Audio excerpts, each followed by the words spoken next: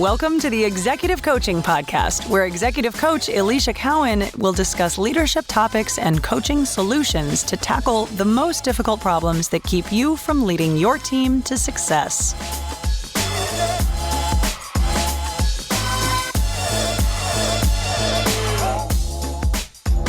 Hey, it's Alicia Cowan, and welcome to episode number 20 of the Executive Coaching Podcast.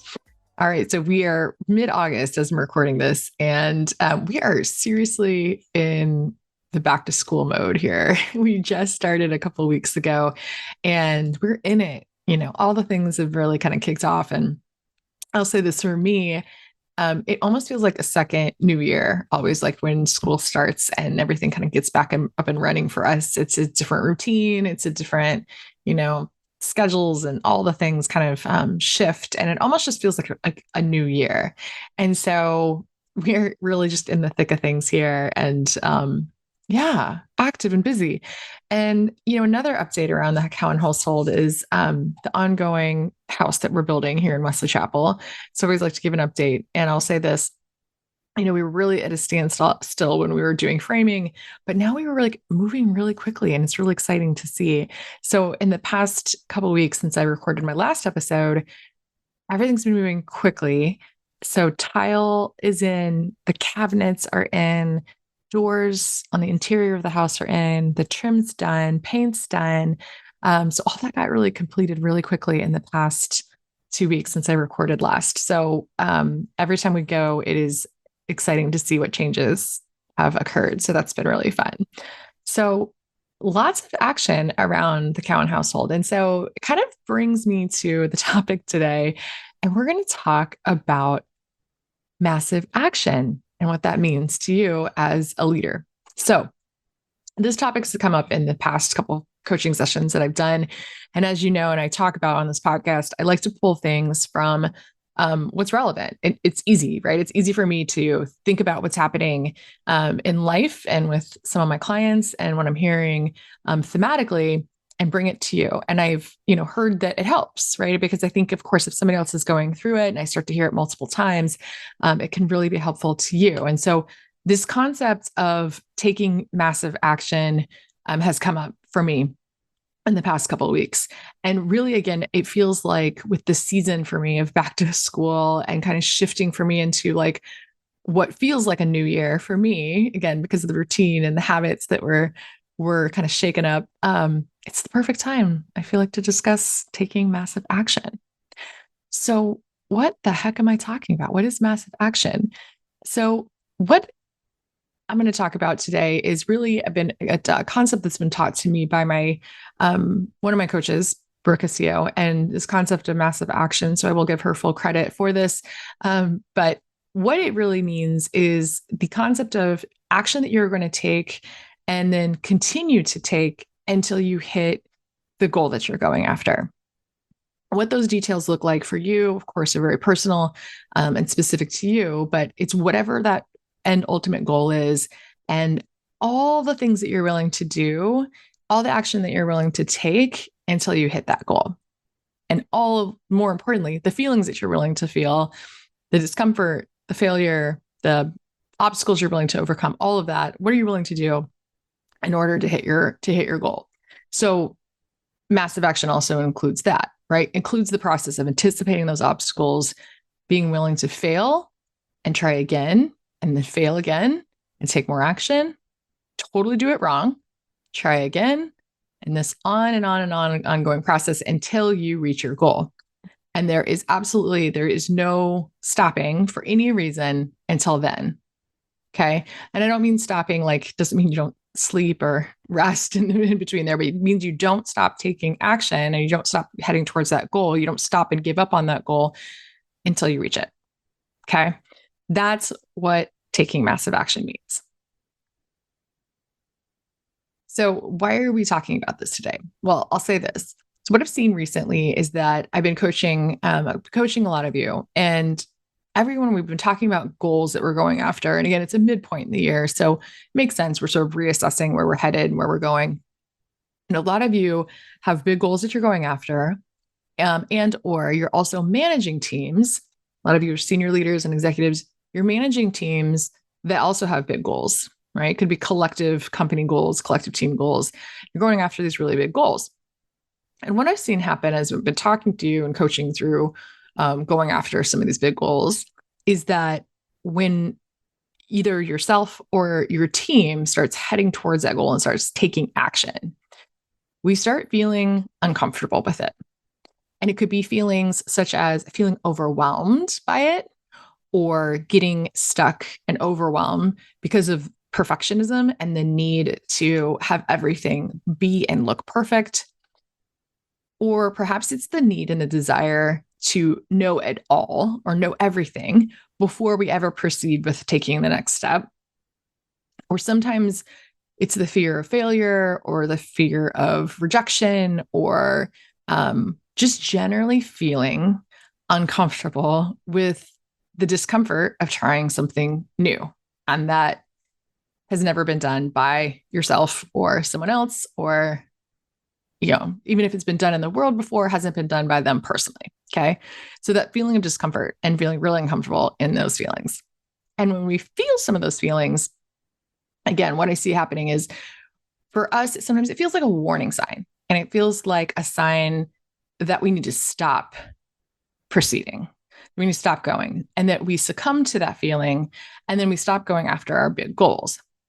And what I'm hoping to shed some light on today as a part of this podcast is the fact that these feelings, these uncomfortable feelings, are totally normal, and they are absolutely not indicators that we need to stop going. Sometimes they're absolutely indicators that we need to keep going. We're actually on the right path, that we're doing everything right. And it feels totally counterintuitive to who we are as humans and how we operate. But I think that's where really the mindset shift has to happen here. So let me give you an example. I was coaching a leader recently that grew up in an environment that was entrepreneurial in nature. It was an environment where it was just totally normal to be comfortable with taking really big risks. And if they didn't work out, it was just known that you just pick yourself up, dust yourself off, you get back up and you try again, take another big risk and keep going.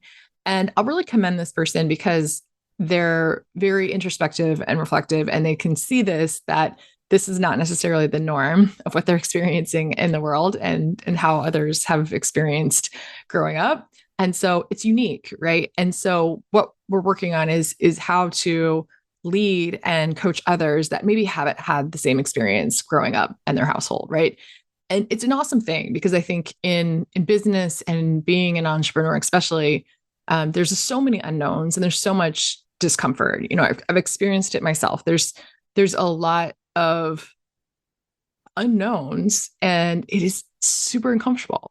I've now been running my business for 3 years, and I think the 1 year I had an entire motto, an entire year, where I said I was just going to get comfortable with being uncomfortable, and it just made it the norm.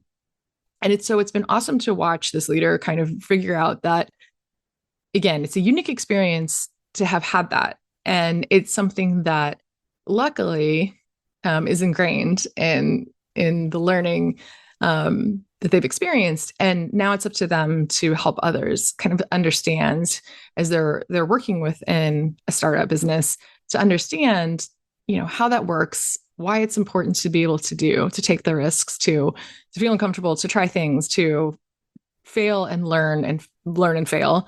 And so that's what we're working through, is trying to build that mindset, that resiliency and mindset in others. So I say that example because I think it'll help illustrate as we kind of go through what we're talking about here. So let's start off with talking a little bit more about what massive action looks like. And I'm going to use another abstract example to understand this a little bit. So my coach, again, teaches it in this way. We talk about this in a parallel to say, it's kind of like driving to the store, driving to a grocery store. So if you set out and your big goal is to drive to the grocery store, and you get in your car and you anticipate along the way, you're going to more than likely hit either a stop sign or a few stop signs and a red light, maybe a couple of them. You may or may not hit traffic, depending on where you live. There may or may not be construction or something going on the road, that comes into the way. If you're new to the area, which again, I've moved twice now in the past year and a half. So sometimes I'm going somewhere where I've never been before. So I might get lost. I might need to turn around. I may miss the turn or something like that where I didn't anticipate. We'll use this analogy to say it's like hitting a goal, right? So if your goal is going to the grocery store and you anticipate some of the obstacles, you already know, right? That some of these things may happen. And if you hit a red light when you're headed out to the grocery store, you typically now you don't freak out. You're not like, oh my gosh, like, why is this red light stopping me? This wasn't anticipated. I didn't know I was going to have to wait this long. I'm not going to do this. I'm going to turn around. We're not going. I'm not doing this. This is a reason to quit, right? Same thing with traffic or the wrong direction or the wrong turn. Ultimately, you're like, oh, okay, we're just going to adjust, right? I may need to make a U-turn. I may need to turn around. I may need to plan some extra time next time I go, right? We use those experiences as learnings along the way. And even if it's uncomfortable, not knowing where we're going or, needing to turn around or not, having the drive go as smoothly as we thought, we just don't freak out and not go. Okay. And so I think using that parallel to say, that is what happens when we're going after some of these big goals. Sometimes we hit the red light, right? Sometimes we run into a little bit of traffic, a little bit of construction. We might go get some wrong direction. We might need to turn around, right? And I think what we're doing is we're looking at those obstacles that we run into as signs that we need to stop.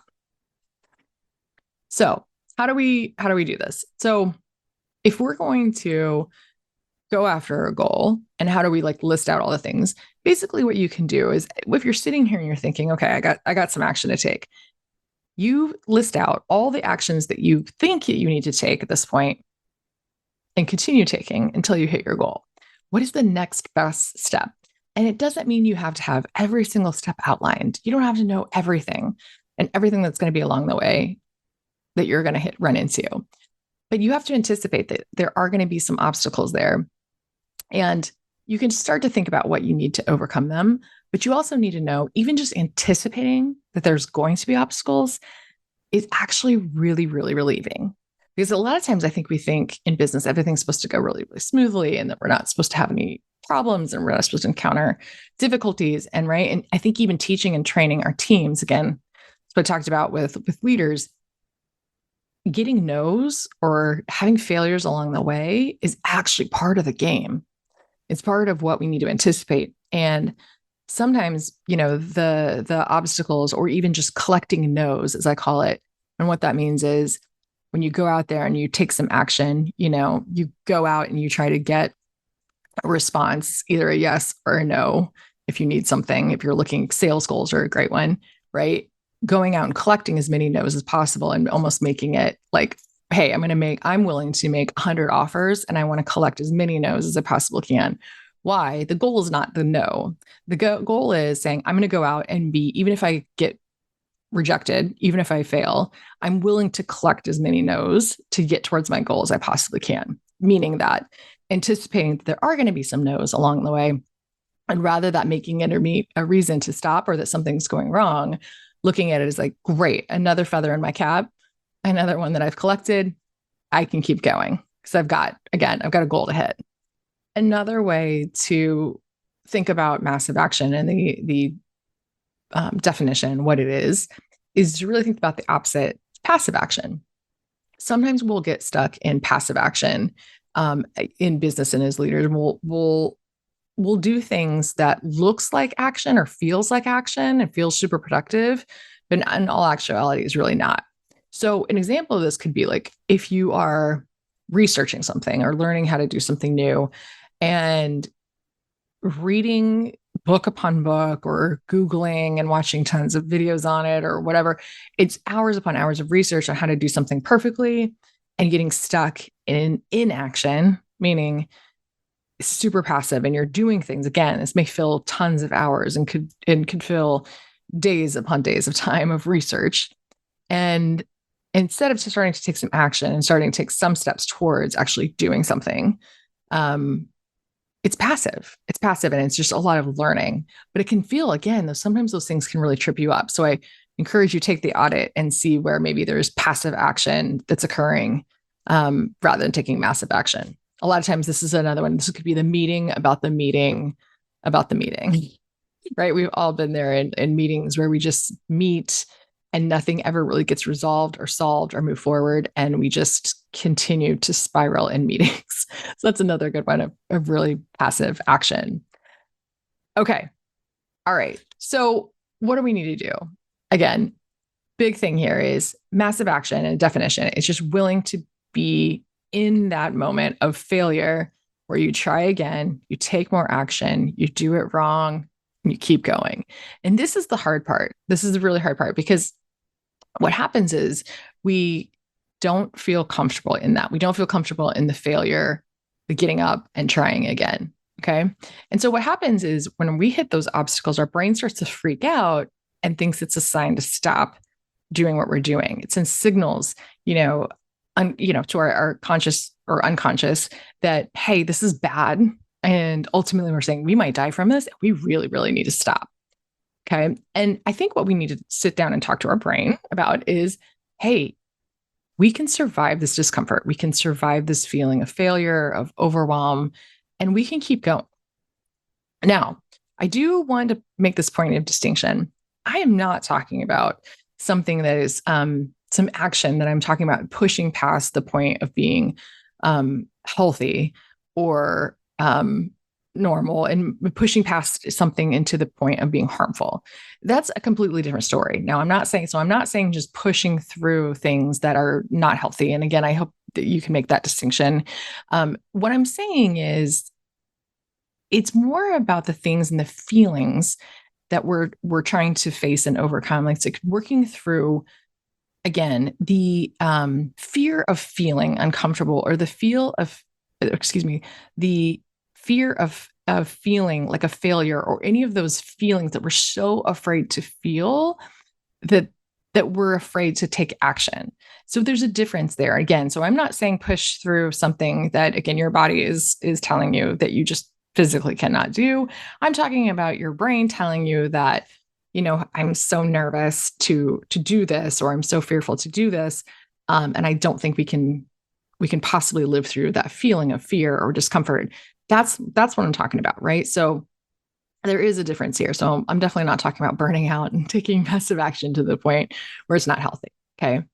So I hope this helps. And I hope this helps you think about where you're headed and where you're headed with your goals. And, I'll give you one further example, just very close to home and personal to me, to help close this out is really even just my business on this podcast. My podcast started at the beginning of this year. I planned it end of last year, and I've always wanted to do it. It's been a big goal for me. And as I've gone through 2023, this podcast has required me to do all kinds of new things, new learning. I've never done anything like this before. Lots of planning and preparing goes into it, and thinking through what I want to talk about and creating an agenda and, writing notes and recording and sometimes re-recording and all kinds of things that goes into it. And there are days where I'm super excited to sit here and talk to you, and I'm prepared, I'm good to go, I'm ready. And there are other days where it is hard for me to get motivated. I doubt, I second guess, I feel uncomfortable. I'm not sure what to talk about. And there's been times too in the past year where so many personal obstacles and so many things have come up for me. I think I've had some health struggles in the past year. I've lost my father-in-law and a loved one, obviously very close to our family, and we've moved. We've done all sorts of things, and I would have tons of great reasons and lots of justifiable reasons to say, hey, I could have quit a long time ago, and I could have given up and said, no, this is too difficult. It's too hard. And I'll use that as an example because I didn't push myself to the point of burning out on it. I have not, I've not done it where, I've pushed through and made myself unhealthy because of it. But I have pushed through some uncomfortable moments where I haven't necessarily been feeling great and feeling motivated and feeling like it's perfect. But I've moved forward anyway. And I continue to take action towards this ultimate goal of recording this podcast all the way every other week, and getting it out on time and getting it to you and doing it in a way that definitely is not perfect for sure, but is in a way that I am at least proud of. And my whole heart and soul in this is to record it to help people that have been in the similar situations as me, as they go through their workplace environments and they work through leadership obstacles and they work through things in their personal life as well. And so that has been my motivation as I think about who is on the other receiving end of this. And that helps me overcome some of my feelings of total discomfort as I go after this goal. So I am perfectly equipped to help you out with this. And like I said, I have been coaching a lot of leaders on this, and not only for themselves, but also how do you help others that are holding back from taking massive action, that are holding back from achieving goals within the business, that are holding back because you can see them being fearful of taking action. So if you need help with this, I got you. I am more than willing. If you want to talk more about this topic, you can reach out to me. You can schedule a free consult call. We can talk through what you're facing and start to help you right away. I'm so happy to help you out with this. You can reach me through my website. It's EliciaCowan.com. It's ElisiaKeown, coaching.com. Always in the show notes if you ever want to reach me. And I, as always, appreciate you so much for listening. Have a great rest of your day.